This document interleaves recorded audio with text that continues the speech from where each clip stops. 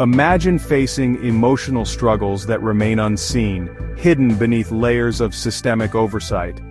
How do we ensure that those who need help the most are not left in silence? Today, we're exploring the silent struggles of foster care and mental health through the eyes of those who've lived it. Elliott Hinkle's journey through the foster care system in Casper, Wyoming, offers a vivid picture of this challenging reality. At 15, Hinkle was grappling with their sexual identity and gender issues, engulfed by depression and suicidal thoughts. Yet, the system meant to support them offered only silence. Unfortunately, Hinkle's experience is not unique. Children in foster care are significantly more likely to face mental health challenges, with suicide rates 3 to 4 times higher than their peers. For LGBTQ+ youths in foster care like Hinkle, these risks are even greater. Despite the urgent need for mental health support, efforts to implement widespread screening and treatment face significant challenges. Budget changes under the Trump administration threaten essential services like the suicide hotline for LGBTQ+ youths. This is particularly concerning as foster care children heavily rely on Medicaid-funded mental health services. Cynthia Ewell Foster, a child psychologist from the University of Michigan, highlights a common worry. The most vulnerable children are already having trouble getting the services they need.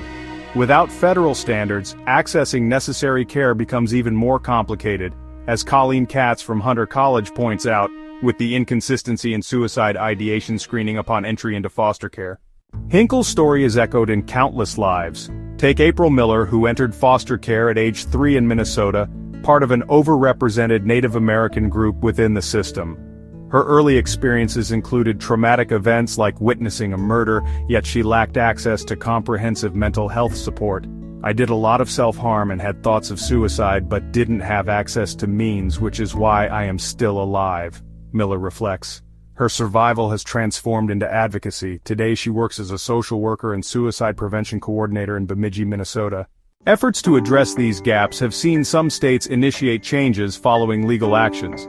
For instance, Kansas increased social worker salaries and reduced caseloads after settling a lawsuit regarding inadequate mental health resources for foster children. However, experts warn that these measures alone aren't enough. Lily Brown from the University of Pennsylvania stresses the need for universal risk assessments in state care systems. Her attempts to secure funding for free universal suicide risk screening highlight ongoing challenges. Without sufficient data and studies, systemic improvements remain elusive.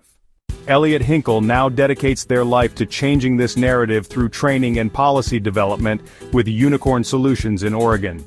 They focus on ensuring that issues around sexual identity are not neglected within the system. I think every young person should feel loved and cared for, says Hinkle. This brings us to an essential question for reflection. How can we ensure every child receives the emotional support they deserve? As individuals committed to fostering change, our actions can weave hope into futures yet unwritten.